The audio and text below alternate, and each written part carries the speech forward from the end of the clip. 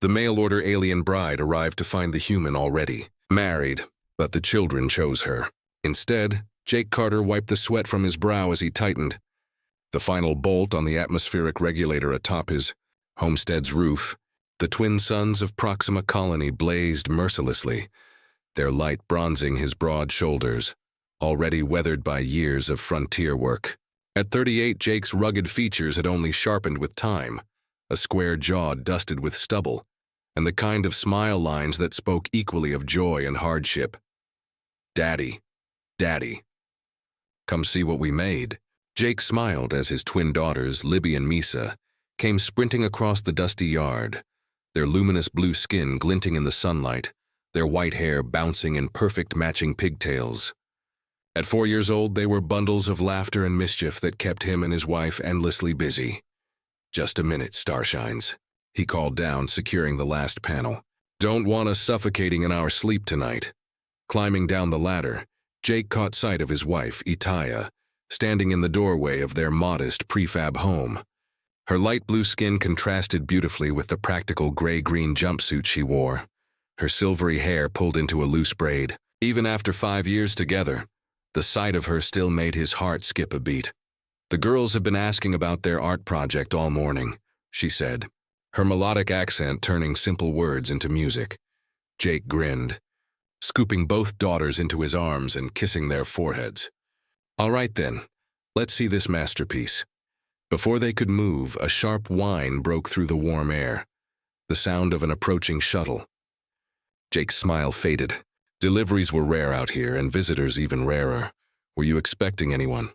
Itaya asked, a trace of unease in her tone. Jake shook his head and set the girls down. "Stay with your mother," he said firmly. Reaching for the pulse rifle mounted beside the door, an unfortunate necessity on the frontier, the shuttle touched down about 50 meters away, kicking up swirls of red dust. Its hatch hissed open and a slender figure stepped out. Jake's stomach tightened. He recognized the insignia on the hull, Galactic Union. The same interstellar matchmaking agency he'd used years ago. The same company that had failed to deliver his first order, leaving him alone, heartbroken, and eventually desperate enough to try again. The figure approaching was unmistakably female. Her dark, form-fitting suit accentuated her elegant frame, her turquoise skin gleaming faintly beneath the Proxima light. Long white hair spilled over her shoulders, and as she drew closer, Jake saw her large eyes, expressive, uncertain, and filled with hope. "Holy shit," he muttered. "Jake Carter," she called, her voice clear across the yard. "I am Nala. I believe you were expecting me." Her expression faltered as she noticed Itaya and the children behind him. "Or perhaps you were." Jake lowered his rifle, his mind spinning. "There's been a mistake," he began, though even to his own ears the words rang hollow. Nala's movements were smooth, almost liquid as she approached. Up close, her beauty was startling. High cheekbones, full lips, and eyes that shimmered between teal and aquamarine. "The Galactic Union's transport malfunctioned," she explained coolly. "I was in stasis for nearly 3 standard years. They said you had been informed." Her gaze flicked to Itaya and the children. Realization dawned, and anger followed. "I see you found a replacement." "It's not like that," Jake said quickly, guilt burning in his chest. Behind him, Itaya's voice trembled with confusion. "Jake, what is happening?" Before he could respond, Libby and Misa wriggled free from their mother's grasp and ran toward Nala, laughing, their tiny blue hands reaching for her. To everyone's astonishment, the girls were delighted, giggling, touching Nala's face with fascination. "They've never reacted this way to strangers," Itaya said softly. Stepping closer, Nala knelt, her earlier anger flickering away. The twins' excitement disarmed her completely. When she finally looked up, her expression was a mixture of hurt and resignation. "Seems your children have already chosen," she said with a faint smirk, though the bitterness behind it was unmistakable. Jake stood frozen between the two women, the past and present colliding in ways he never imagined. The peaceful life he'd built suddenly felt fragile, balanced on the edge of something unpredictable. "We should talk," he said at last, gesturing toward the house. "All of us." As they walked toward the homestead, the twins clinging to Nala's hands, Jake couldn't help but think how fast everything had unraveled. Years ago, he'd ordered a bride out of loneliness. When that dream vanished, he found love anew. And now his first choice had arrived at last, angry and bewildered.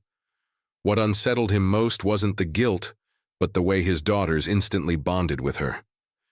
And the quiet, dangerous thought whispering in his mind, what if fate had meant for all of this to happen? Evening settled uneasily over the Carter homestead. The twins were finally asleep after refusing to leave Nala's side.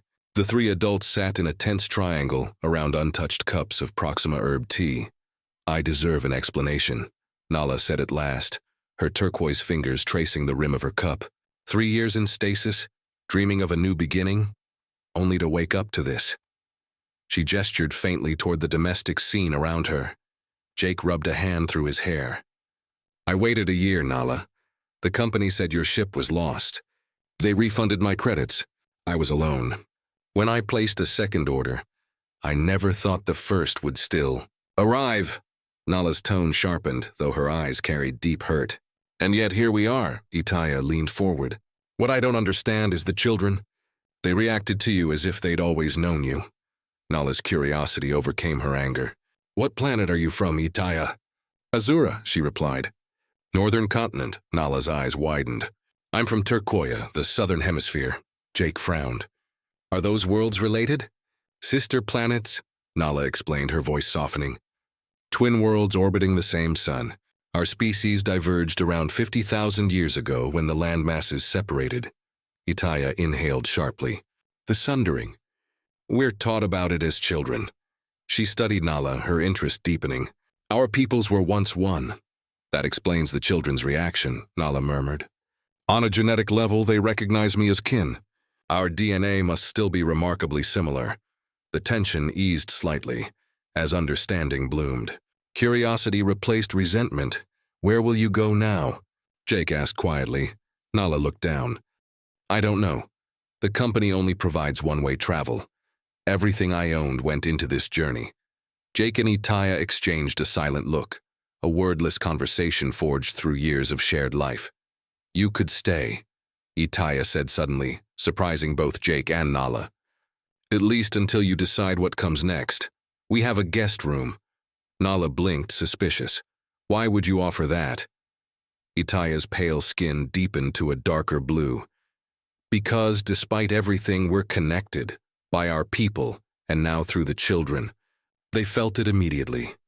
Later that night, Jake found Itaya standing by their bedroom window, gazing at the distant mountains beneath Proxima's 3 moons. He wrapped his arms around her. "Are you sure about this?" She leaned back against him. "Did you see how the girls responded to her? There's something ancient in that connection, something beyond our understanding." "I never meant to hurt anyone," Jake said quietly. "I know." She turned in his arms. "But I also saw how you looked at her." Jake stiffened. "Ita, I would never—" She placed a finger gently on his lips. "Our people don't view relationships as humans do. On Azura, family units are often more flexible." He raised a brow. "What exactly are you saying?" "I'm saying I'm not threatened by her. In fact," a blush warmed her cheeks, "there's something about her I find intriguing as well."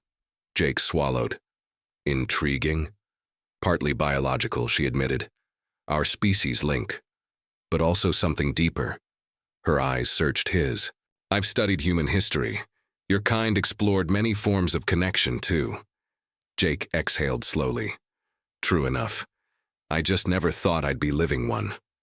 "Promise me," Itaya said, "that whatever happens, we face it together." In the guest room, Nala sat on the bed, lost in thought. She had come seeking a husband, only to find him already bound to another, a woman whose blood mirrored her own. The twins' unconditional affection had melted her bitterness, leaving only longing.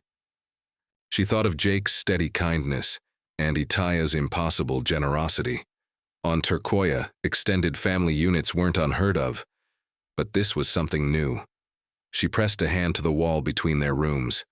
Beyond it, she imagined Jake and Itaya speaking softly, perhaps about her. Despite everything, she felt an undeniable pull toward them both, a connection she couldn't dismiss as mere biology. "What am I doing here?" she whispered. Yet she knew she wasn't ready to leave. Outside, Proxima's 3 moons aligned, bathing the homestead in silver light, a rare celestial harmony that shimmered with quiet promise. "It's morning," Itaya murmured, sitting up and wrapping a sheet around herself. "We should discuss practical matters.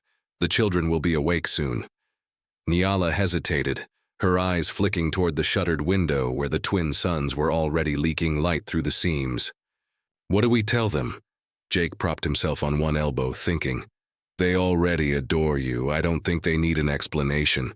Just tell them you're staying, if that's what you want." Itaya turned to Nyala. "Is it?" For a heartbeat, Nyala said nothing. The silence was fragile, like the moment before a new life takes its first breath. Then her voice came, soft but certain. "I want to stay." Her fingers brushed her abdomen unconsciously. "I've never felt belonging like this. Not on Quosia. Not during my journey here. It's as if—" She stopped, her hand lingering over her midsection. The gesture was small, but Itaya noticed. Her eyes widened. "Nyala, are you—" Nyala nodded faintly. "I suspected yesterday. My species is highly fertile after long stasis. The shuttle's scanner confirmed it this morning." Jake blinked, his mind racing. "But our reproductive biology differs from humans," Nyala explained gently. "Conception can occur within hours under optimal conditions." Itaya's lips curved into a disbelieving smile. "And last night certainly qualified." Jake ran a hand through his hair, half laughing, half reeling. Another child. Another miracle in a life that already defied logic. "Are you happy?"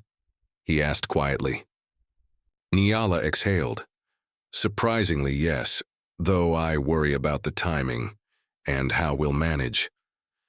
Before he could answer, a sharp chime cut through the room, the urgent tone of an incoming transmission. Jake swung off the bed, pulling on his pants as the holographic display flickered to life. A gray-skinned alien appeared, severe and expressionless. The rotating insignia of the Galactic Union pulsed beside him. "Mr. Carter," the being intoned, voice smooth and mechanical. "I am Director Prell of Galactic Union Legal Affairs. Our records indicate that bride placement number GU7729T has successfully located you." Jake's stomach tightened.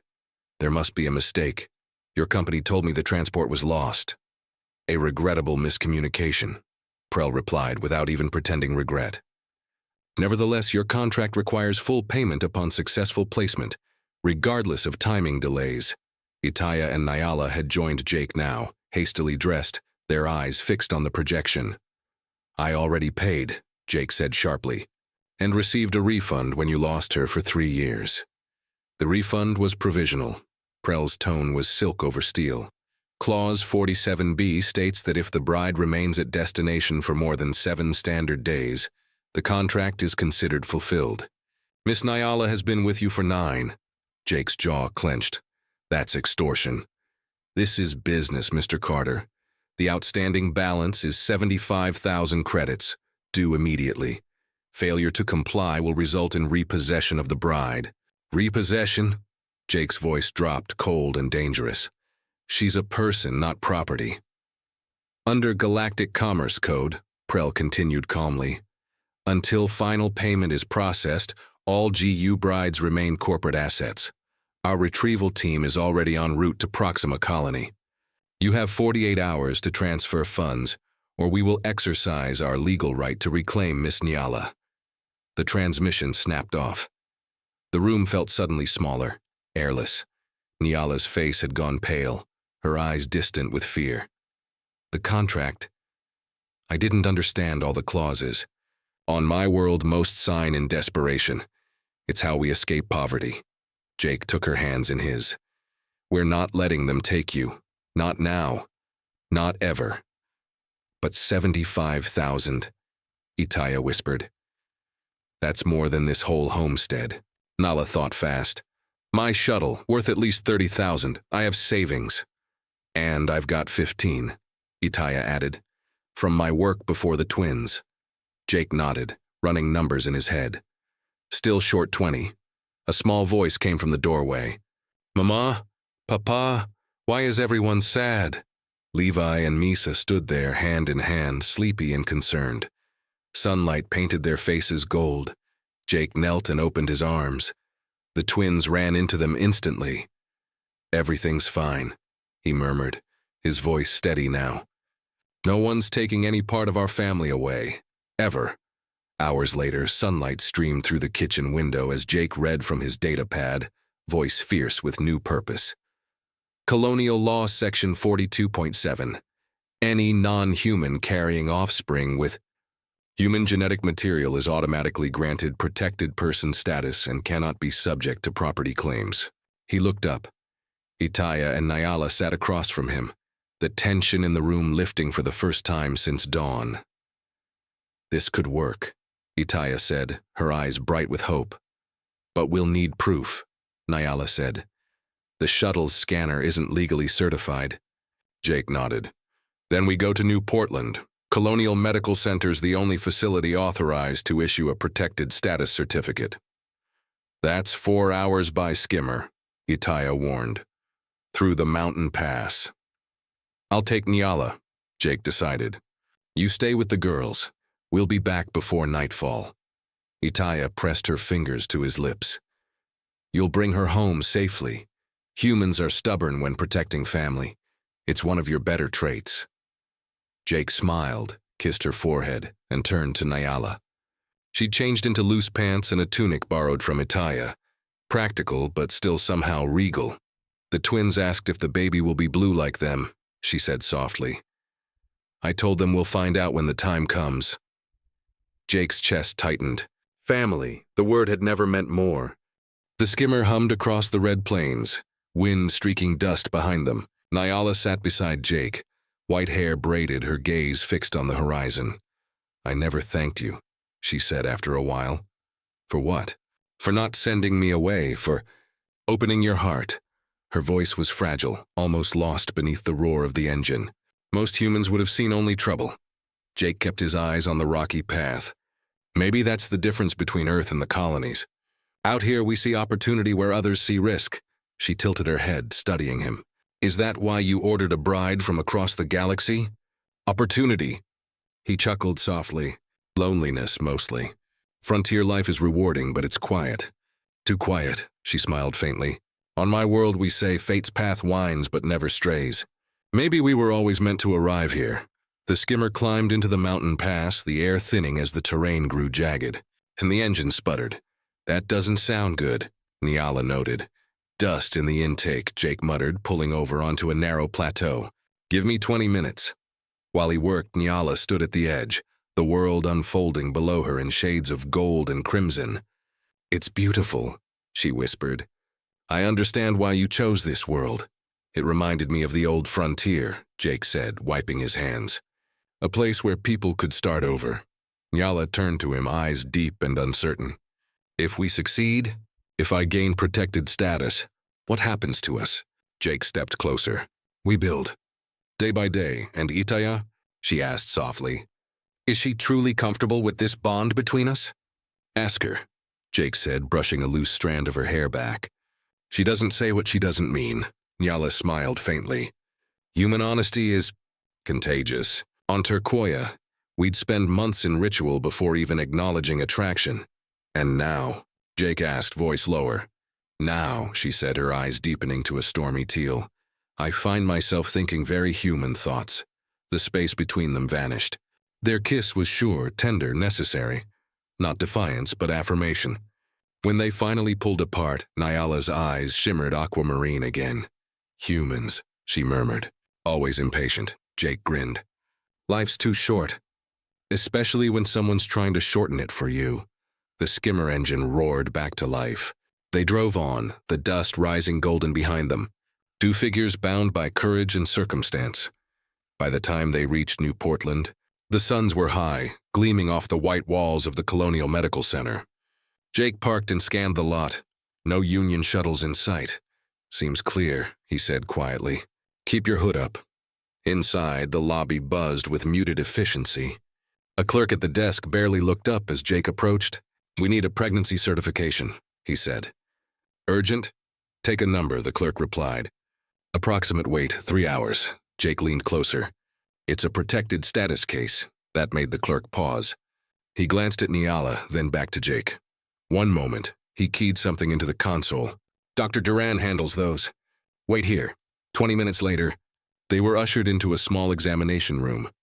Dr. Hannah Duran entered, a middle-aged woman with kind eyes and the calm poise of someone who'd seen every kind of emergency. Protected status case? She asked, scanning them both. Jake nodded. My partner's carrying my child.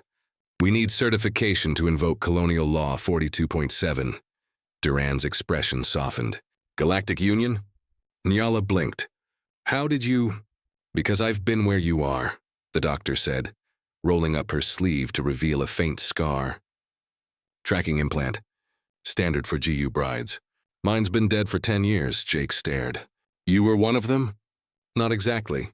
I married a diplomat who used GU as an intermediary. When he got bored, he tried to return me. Her voice was level, but the hurt lingered in her eyes. Apparently, human women fall under the same contract terms. Nyala reached out, touching her arm. How did you escape? I didn't have to, Duran said. He was human enough to feel shame when I went to the media. Most aren't so lucky. Her gaze softened again as she gestured toward the examination table. Let's get you certified, Miss Nyala. The sooner we start, the safer you both are. Dr. Duran's scanner hummed softly, casting a faint blue glow across Nyala's turquoise skin. The rhythmic pulsing filled the sterile examination room as Jake stood nearby, hands clenched, watching the display flicker with alien biochemistry. Confirmed, Duran said at last, her voice firm. Hybrid gestation, human genetic markers present. She turned the screen so Jake could see the faint double helix overlaying Nyala's vitals. This is enough for protected status certification. Nyala exhaled shakily. Then, it's done. Almost. Duran moved to the console, entering authorization codes. The official document will take a few minutes to generate.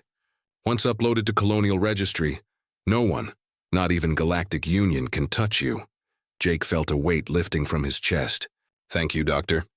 You have no idea what this means.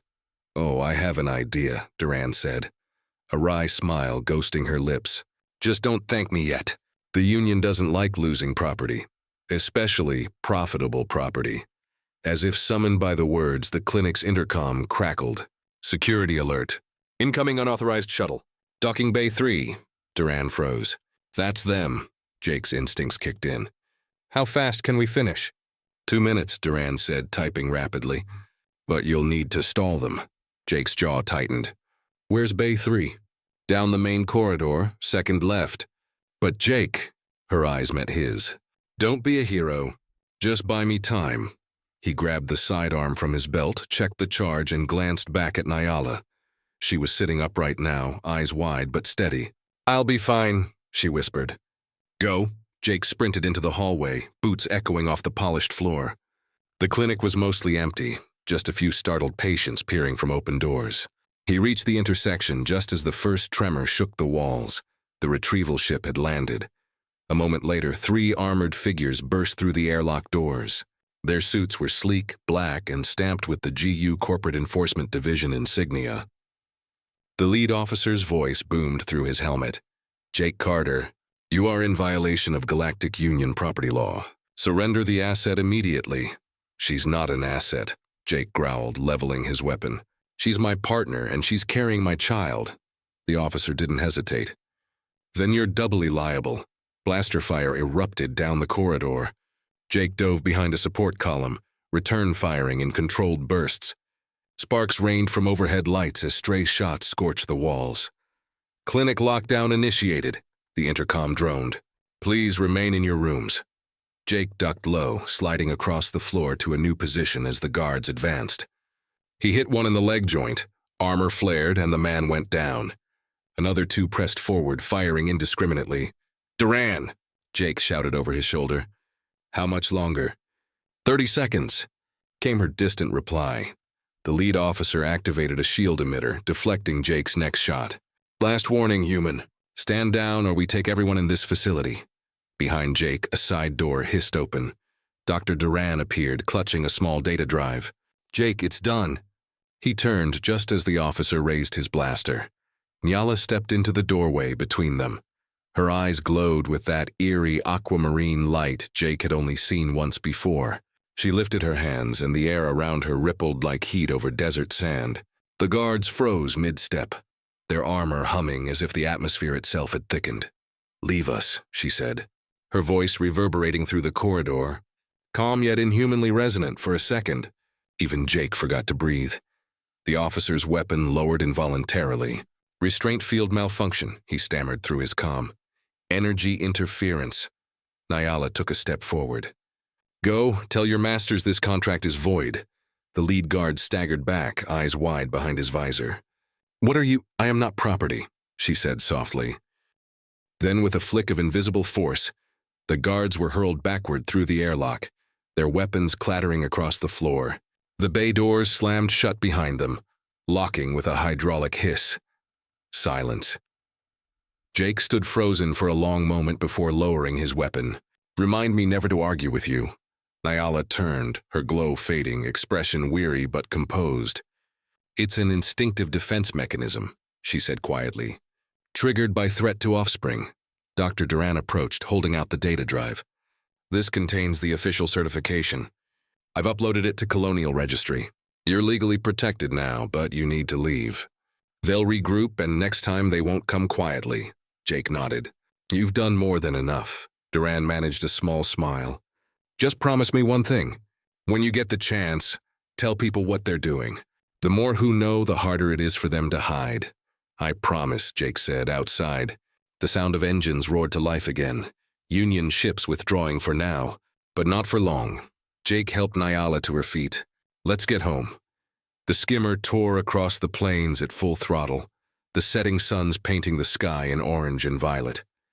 Nyala leaned against him, exhaustion heavy in her eyes. "You shouldn't have risked yourself like that," she murmured.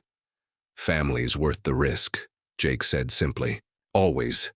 Ahead, the distant silhouette of their homestead came into view, framed against the twilight horizon.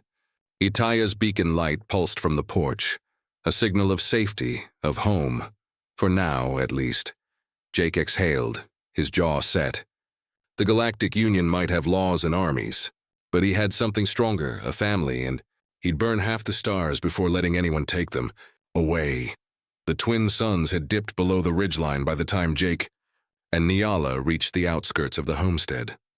The skimmer's headlights cut through the darkening dust, tracing faint lines across the red soil. Behind them, the faint glimmer of Union craft burned in the high atmosphere, retreating for now. Itaya was waiting outside, her silhouette framed by the porch light. When Jake stepped down from the skimmer, she didn't speak. She just crossed the distance between them and threw her arms around both of them at once, relief breaking through her composure. "You're safe," she whispered against his shoulder. "Barely," Jake said, holding her close. "They found us at the clinic," her eyes widened. "The Union?" "They tried to take her," he said grimly. "Didn't expect Nyala to fight back." Itaya looked at the alien woman beside her, then noticed the faint tremor in Nyala's hands. "Come inside. Both of you." The interior lights glowed warm and familiar. The twins had already been put to bed, their quiet breathing a steady rhythm in the background. Jake sank into a chair at the kitchen table as Itaya poured water for them all. Nyala sat opposite him, still pale, her composure beginning to crack under the weight of exhaustion. "They won't stop," she said quietly. "Not after losing a contract that valuable." "Maybe not," Jake replied, "but they can't take you legally now. We have proof, registry certification, everything." Itaya studied him. "You're sure that's enough?" Jake hesitated, glancing toward the window where the night wind stirred the dust. "It'll slow them down." "Not stop them," Itaya nodded grimly. "Then we prepare." For the next hour, the quiet homestead became a hive of motion. Jake sealed the skimmer in the workshop and loaded it with emergency supplies. Itaya checked the comm relays, scanning for encrypted transmissions. Nyala helped where she could, her body still shaky but her will unbroken. When they finally sat again, fatigue hung over the room like a weight. The stars outside shimmered sharp and cold through the high desert air. I used to think this world was too quiet, Jake murmured, staring through the glass. Now I'd give anything for quiet again. Nyala managed a small smile. On my world, silence was a sign of safety. Noise meant danger. Perhaps peace always hides behind a fragile calm. Jake turned toward her. What you did back there, that wasn't just self-defense. You stopped them. I didn't know I could, she admitted.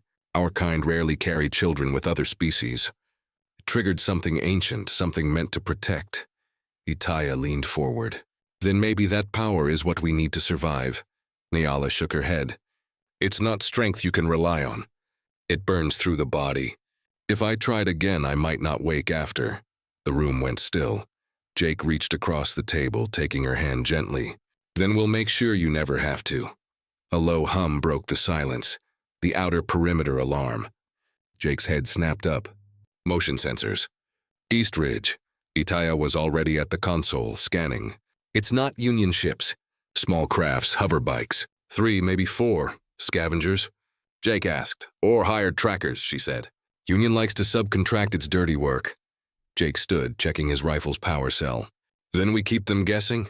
He moved quickly through the house, switching off exterior lights, sealing windows, activating the defensive grid that surrounded the property in a faint electromagnetic shimmer. The hum deepened, resonating through the walls. Outside, faint shapes moved against the horizon, shadows crossing the ridge, their lights blinking like distant stars. Nyala stood beside him at the window. They'll find us eventually. Maybe, Jake said. But they'll wish they hadn't. By midnight, the intruders had reached the outer fence. The grid pulsed once, twice, then flared, sending a ripple of electric light across the ground. 2 hover bikes veered off, the riders shouting in surprise. A third pushed through the storm of sparks and smoke. Jake fired once. The plasma bolt struck the ground near the bike's front stabilizer, sending it spinning into the dirt. The others turned back, retreating into the dark. The silence that followed felt absolute. Itaya exhaled slowly, lowering her weapon. For now, she said. We bought ourselves a night. Jake nodded, his body tense but his mind racing. They'll regroup. Next time they'll bring more. Then we don't wait, Itaya said. We move before dawn. Nyala looked up sharply. Leave the homestead? It's the only way, Jake said quietly. They know where to find us now. But out in the canyon network, we can hide. There are old mining tunnels, no signal reach, no scanners. The girls can stay with Itaya until I secure a base. Nyala shook her head. We stay together. They'll use separation to weaken you. Family must move as one. Jake met her gaze, saw the resolve there, the same fierce determination that had carried her across galaxies to survive. He nodded once. Together then. Dawn came slow and blood red, staining the plains like a wound. They loaded what they could into the skimmer. Food, weapons, data drives. The precious certification chip Dr. Duran had given them. The twins clung sleepily to Itaya as Jake secured the last crate. When everything was ready, he paused at the edge of the porch, looking back at the home he'd built with his own hands. The fences, the wind turbines.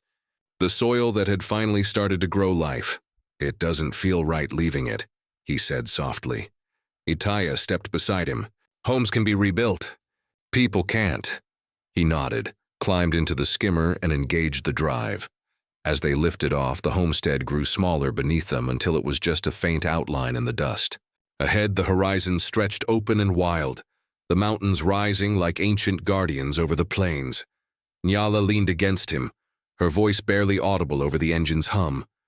We're fugitives now. Jake's hand tightened on the controls. Then we'll be the kind that survives. Behind them, unseen in the distance, a sleek Union recon drone hovered in the upper atmosphere, its sensor array locking onto the heat signature of their departing craft. A red light blinked once. The sun had barely cleared the horizon when Jake pushed the skimmer to full thrust, its engines whining against the thin air.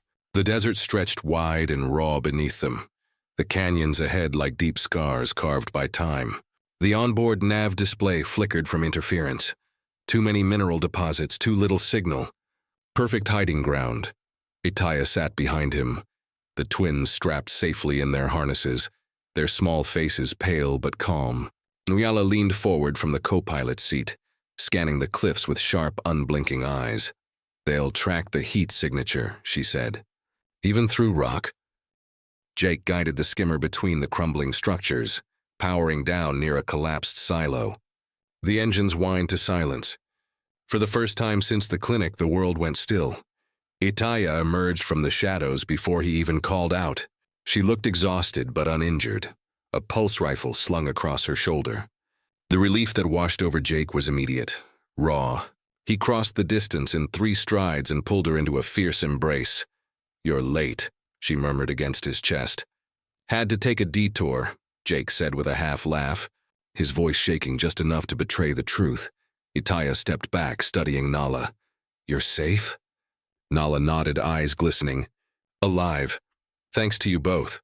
Inside the ruined mining outpost, flickering emergency lights cast the room in uneven amber. The twins slept in a makeshift cot against the wall, unaware of the chaos that had nearly consumed their world.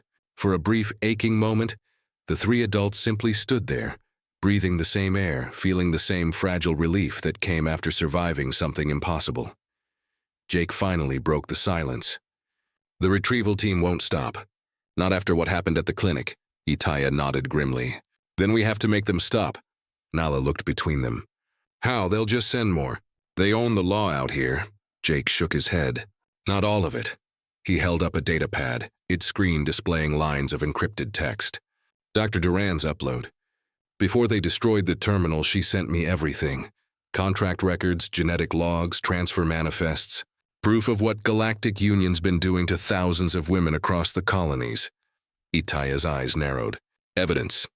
Enough to bury them," Jake said. "If we can get it to the core." The words hung there, heavy with risk. The core, the seat of galactic governance, was months away by jump relay. Reaching it meant crossing corporate space, evading patrols, and surviving long enough to transmit the data through secure channels. Nala exhaled slowly. "Then that's what we do. No one else should go through what I did." "What we did," Itaya placed a steadying hand on her shoulder.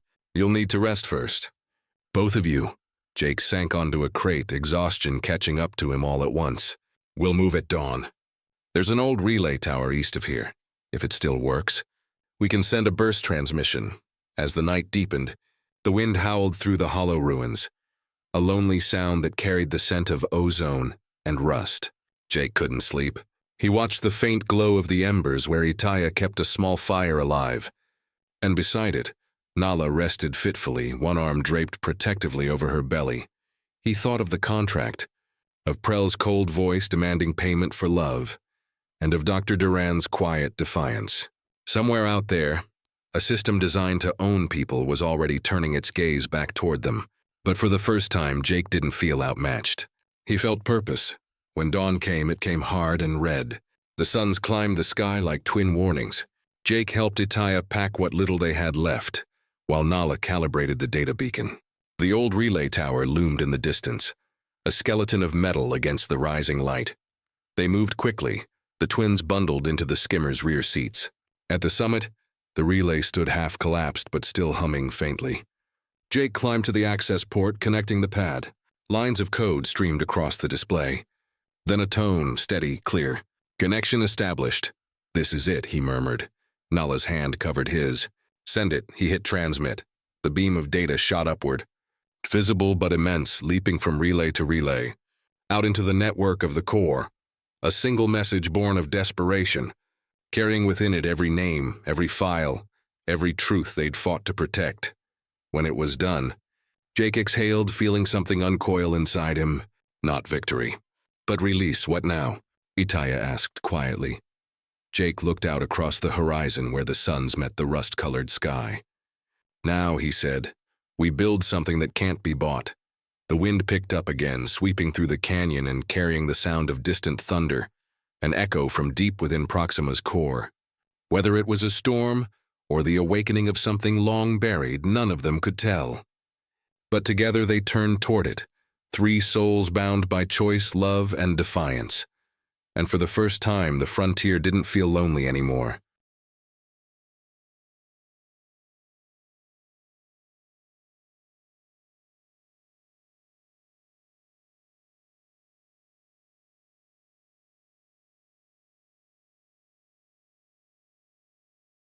Jake guided the skimmer between the crumbling structures, powering down near a collapsed silo. The engines whined to silence. For the first time since the clinic, the world went still. Itaya emerged from the shadows before he even called out. She looked exhausted but uninjured, a pulse rifle slung across her shoulder. The relief that washed over Jake was immediate, raw. He crossed the distance in 3 strides and pulled her into a fierce embrace. "You're late," she murmured against his chest. "Had to take a detour," Jake said with a half laugh, his voice shaking just enough to betray the truth. Itaya stepped back, studying Nala. "You're safe?" Nala nodded, eyes glistening. "Alive. Thanks to you both." Inside the ruined mining outpost, flickering emergency lights cast the room in uneven amber. The twins slept in a makeshift cot against the wall, unaware of the chaos that had nearly consumed their world. For a brief, aching moment, the 3 adults simply stood there, breathing the same air, feeling the same fragile relief that came after surviving something impossible. Jake finally broke the silence. "The retrieval team won't stop. Not after what happened at the clinic," Itaya nodded grimly. "Then we have to make them stop." Nala looked between them. "How? They'll just send more. They own the law out here." Jake shook his head. "Not all of it." He held up a data pad, its screen displaying lines of encrypted text. "Dr. Duran's upload. Before they destroyed the terminal, she sent me everything. Contract records, genetic logs, transfer manifests. Proof of what Galactic Union's been doing to thousands of women across the colonies." Itaya's eyes narrowed. "Evidence. Enough to bury them," Jake said. "If we can get it to the core." The words hung there heavy with risk. The core, the seat of galactic governance, was months away by jump relay. Reaching it meant crossing corporate space, evading patrols, and surviving long enough to transmit the data through secure channels. Nala exhaled slowly. "Then that's what we do. No one else should go through what I did." "What we did," Itaya placed a steadying hand on her shoulder. "You'll need to rest first. Both of you." Jake sank onto a crate, exhaustion catching up to him all at once. "We'll move at dawn. There's an old relay tower east of here, if it still works. We can send a burst transmission." As the night deepened, the wind howled through the hollow ruins, a lonely sound that carried the scent of ozone and rust. Jake couldn't sleep.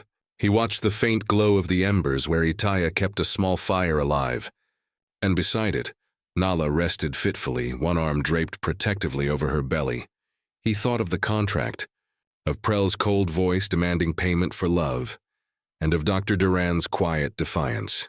Somewhere out there, a system designed to own people was already turning its gaze back toward them.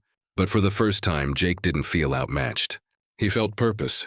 When dawn came, it came hard and red. The suns climbed the sky like twin warnings. Jake helped Itaya pack what little they had left, while Nala calibrated the data beacon. The old relay tower loomed in the distance, a skeleton of metal against the rising light. They moved quickly, the twins bundled into the skimmer's rear seats. At the summit, the relay stood half-collapsed but still humming faintly. Jake climbed to the access port, connecting the pad. Lines of code streamed across the display. Then a tone, steady, clear. "Connection established." "This is it," he murmured. Nala's hand covered his. "Send it." He hit transmit. The beam of data shot upward, visible but immense, leaping from relay to relay, out into the network of the core. A single message born of desperation, carrying within it every name, every file, every truth they'd fought to protect. When it was done, Jake exhaled, feeling something uncoil inside him. Not victory, but release. "What now?" Itaya asked quietly. Jake looked out across the horizon where the suns met the rust-colored sky. "Now," he said, "we build something that can't be bought." The wind picked up again, sweeping through the canyon and carrying the sound of distant thunder, an echo from deep within Proxima's core. Whether it was a storm or the awakening of something long buried, none of them could tell. But together they turned toward it, 3 souls bound by choice, love, and defiance. And for the first time, the frontier didn't feel lonely anymore.